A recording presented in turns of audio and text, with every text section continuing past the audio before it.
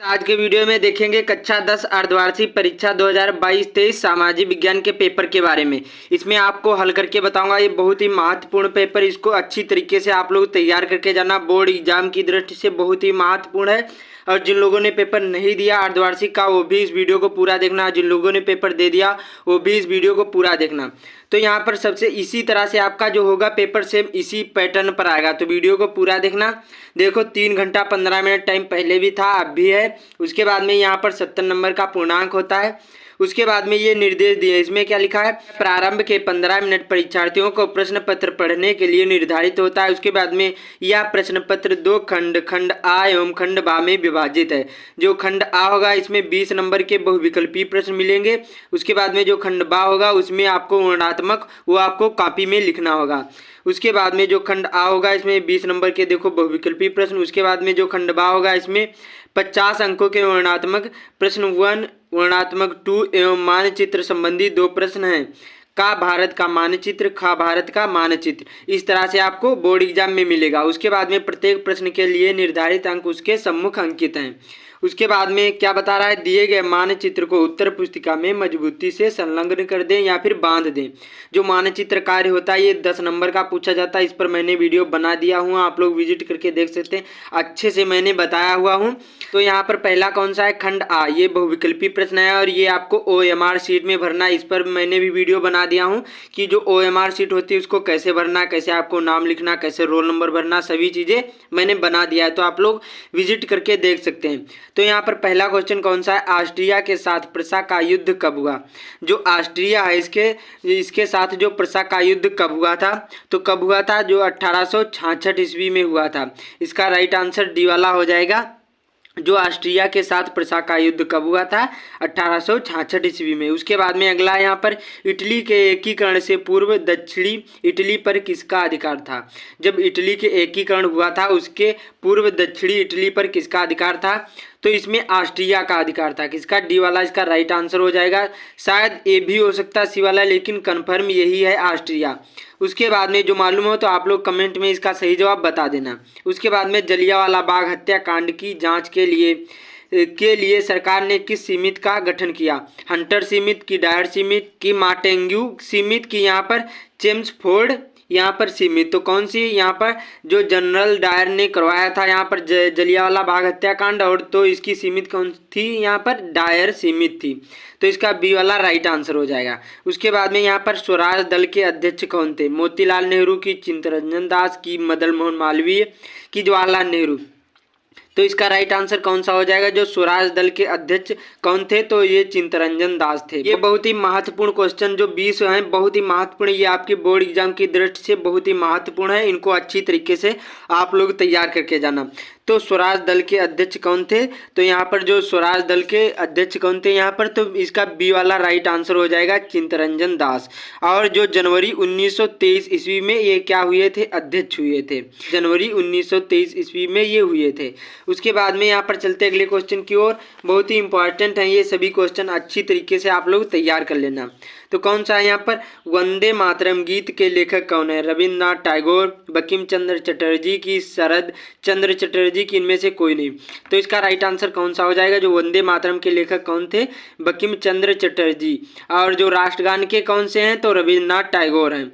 उसके बाद में यहाँ पर श्रीलंका ब्रिटेन से कब स्वतंत्र हुआ।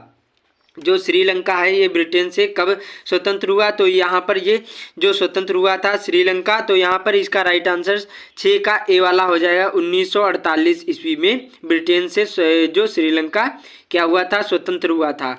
और इसका जो गणतंत्रता दिवस मनाया जाता है वो 1976 ईस्वी में मनाया जाता है। कब, 1976 ईस्वी में मनाया जाता है। उसके बाद में यहाँ पर अगला क्वेश्चन कौन सा है, निम्नलिखित में से एकात्मक सरकार कहाँ नहीं है। फ्रांस में कि श्रीलंका में कि स्विट्जरलैंड में कि इनमें, ये सभी में। तो जो एकात्मक सरकार कहाँ नहीं है, तो इन सभी में कहाँ है, ये कोई में भी एकात्मक सरकारें नहीं हैं। उसके बाद में अगला, सामाजिक विभेद के राजनीतिक विभेद से परिवर्तन ने किस देश के खरबूजे की तरह कई टुकड़े में बांट दिया। जो सामाजिक विभेद के राजनीतिक विभेद से परिवर्तन के किस देश को खरबूजे की तरह कई टुकड़ों में बांट दिया, तो कौन सा इसका राइट आंसर कौन सा हो जाएगा, यहाँ पर आप लोग कमेंट में बताना। उसके बाद में अगला क्वेश्चन यहाँ पर भारतीय लोकतंत्र की सफलता का सबसे महत्वपूर्ण तत्व क्या है? जाति प्रथा का अंत, भेदभाव का अंत, निष्पक्ष निर्वाचन की सांप्रदायिकता का अंत। तो देखो, जो भारतीय लोकतंत्र की सबलता का सबसे महत्वपूर्ण तत्व कौन सा है? यहाँ पर निष्पक्ष निर्वाचन। उसके बाद में ये भी हो सकते हैं, ये भी सब इसी में है, लेकिन इसका राइट आंसर यही है, निष्पक्ष निर्वाचन। उसके बाद में यहाँ पर अगला है, हाँ असम्मानित लोकतंत्र मैं तुझे प्यार करता हूँ, यह कथन किसका है? जो हाँ असम्मानित लोकतंत्र मैं तुझे प्यार करता हूँ, यह कथन किसका है? बहुत ही महत्वपूर्ण प्रश्न है। वुडरो विल्सन ने, कि एडम स्मिथ से, कि महात्मा गांधी, की एडवर्ड कारपेंटर। तो इसका राइट आंसर कौन सा हो जाएगा? डी वाला इसका राइट आंसर हो जाएगा। एडवर्ड कारपेंटर द्वारा ये कहा गया था कि हाँ असम्मानित लोकतंत्र मैं तुझसे प्यार करता हूँ, तुझे प्यार करता हूँ, ये कथन एडवर्ड कारपेंटर का था। उसके बाद में अगला, प्रायद्वीपीय भारत की नदी घाटियों में कौन सी मिट्टी पाई जाती है? जो प्रायद्वीपीय भारत की नदियाँ हैं, इसमें कौन सी मिट्टी पाई जाती है घाटियों में?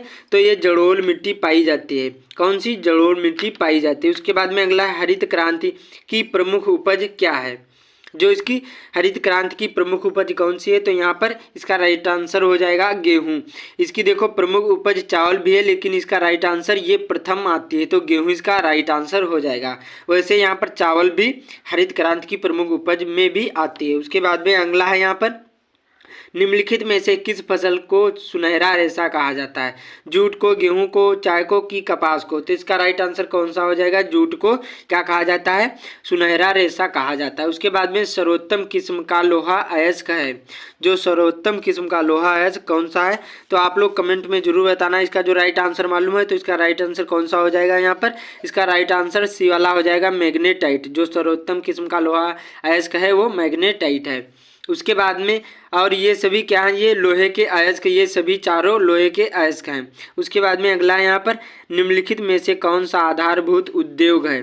सीमेंट उद्योग, चीनी उद्योग, की रस्सी उद्योग, की ये सभी?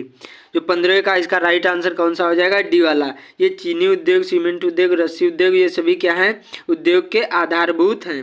उसके बाद में यहाँ पर अगला क्वेश्चन कौन सा है? विकासशील अर्थव्यवस्था का उदाहरण है।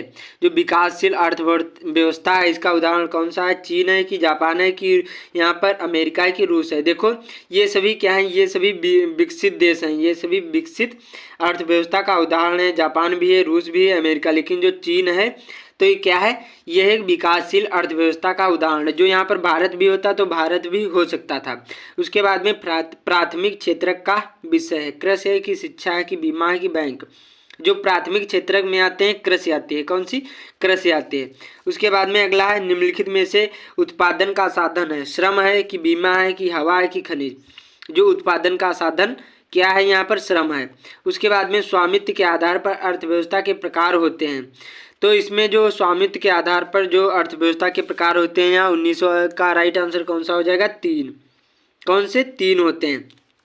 उसके बाद में आखिरी, किस राज्य की प्रति व्यक्ति आय सबसे अधिक है? तो देखो सबसे अधिक किसकी है? गोवा की है। किसकी? गोवा की। लेकिन इसमें ऑप्शन नहीं है तो इसका राइट आंसर हो जाएगा हरियाणा।